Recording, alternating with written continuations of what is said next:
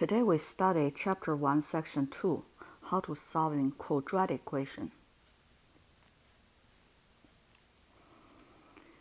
We're going to learn 4 different methods solving quadratic equations. One is factoring. The other one is completing the square. The third one is how to use quadratic formula. And the last one is how to use square root method. It doesn't list in here, but we are going to see the examples. And finally, how to solve word problem that can be modeled by a quadratic equation. So let's just do one by one. First of all, let's introduce the definition. What is called a quadratic equation? Any equation can write into this kind of form, we call it quadratic.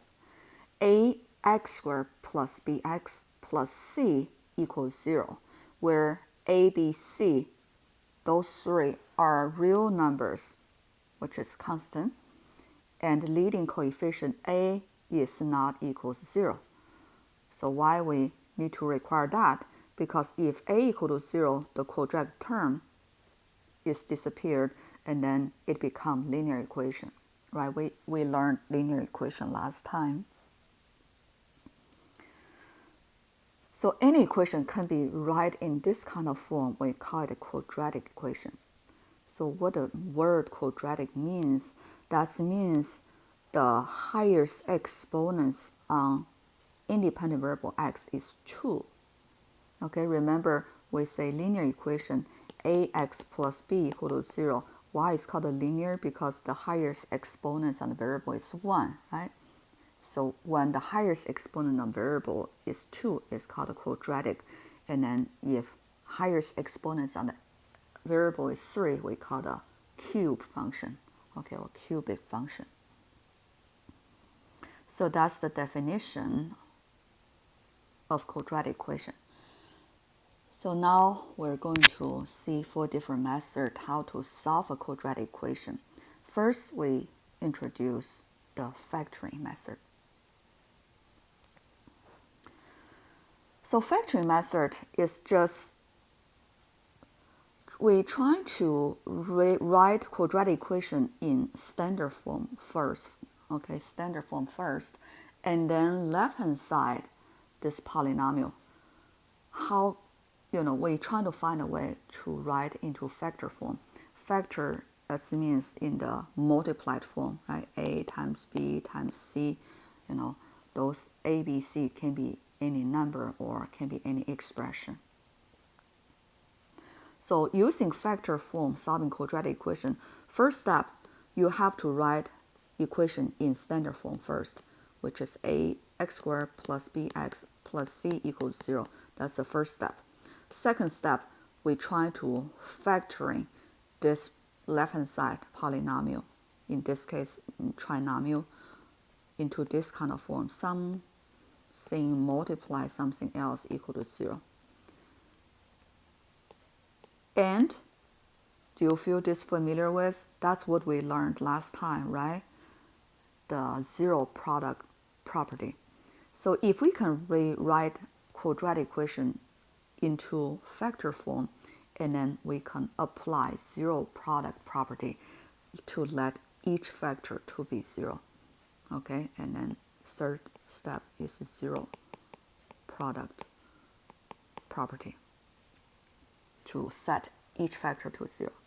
So let's work on a specific example and try how this works.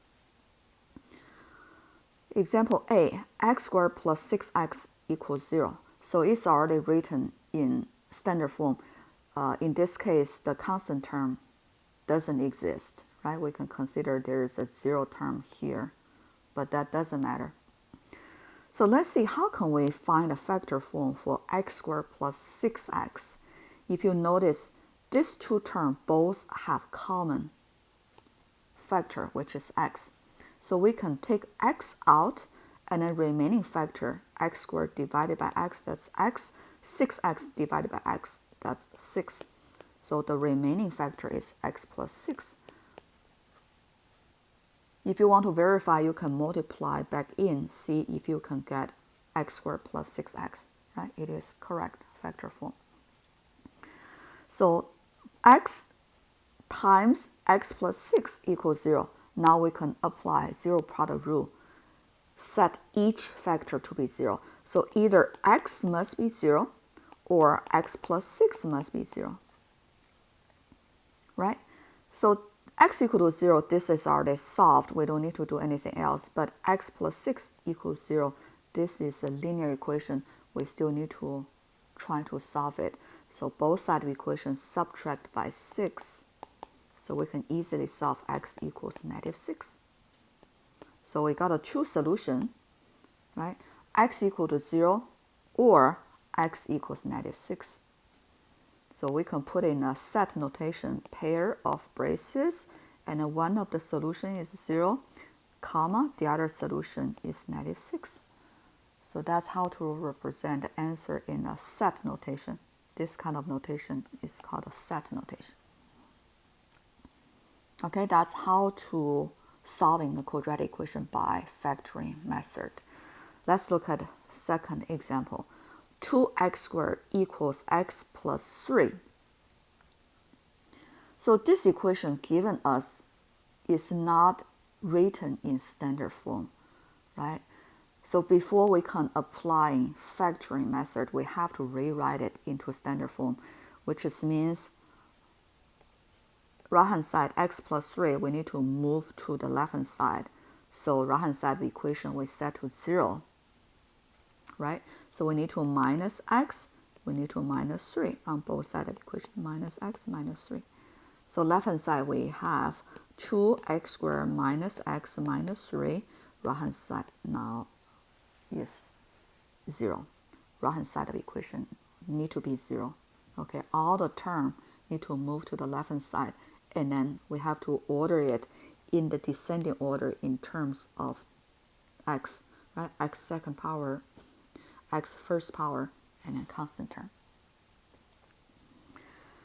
So after we rewrite equation into standard form, and then the next step, the left hand side is a trinomial. We try to find the factor form of trinomial. Factor trinomial typically is two binomial multiply, right? We get a trinomial. So we know it's binomial times binomial. So now how to figure out this two binomial? I use, this way to do the factoring, okay? So first we need to find the two term multiply equals 2x squared. So that only can be x times 2x, or switch around 2x times x, but they're the same, okay, just order different, right? Because 2 is a prime number, is no any other way you multiply this two term can get a 2x squared. That's the only way. And then we're looking for two factors of -3. Right? These two multiply each other. Last term, these two multiply each other equals -3. Right? But inner outer term add together need to equals -1. So actually, I can set up another way can help you organize this. Okay? So we need x and a 2x. Right? We need to find two factor of -3. So that can only be 1 and a 3, because 3 is also prime number, 1 times 3. And then we need to, these two cross multiply and add together, we need to make -x. So in order to make -x, we have to try the sign, okay, which one positive, which one negative. So we need a 3 be negative. So x times -3, we got -3x. Right? And 1 need to be positive. So 1 times 2x, we got positive 2x.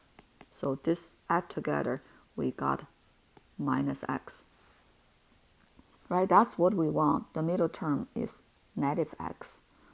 So the two factor will be x plus 1, okay, which is this part, and 2x minus 3, which is this part. Sorry, it's this part. Okay, that's how I do the factoring. So it's factor as x plus 1 times 2x minus 3. So after you figure that out, and then we can use zero product property to solve this quadratic equation.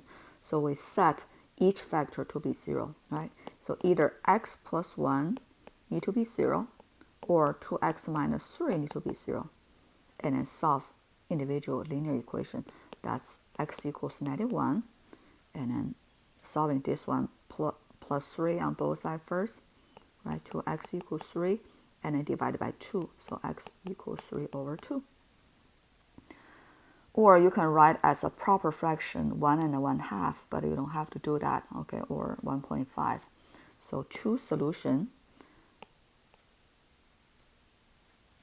is -1 and 3 over 2. I can write into set notation -1, comma, 3 over 2. So typically, quadratic equation, we will get two solutions, okay, typical.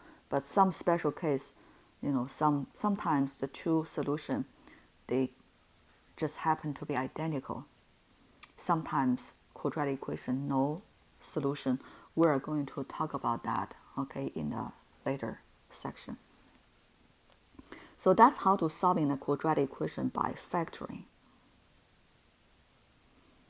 So this slide just shows the same, process for these two examples.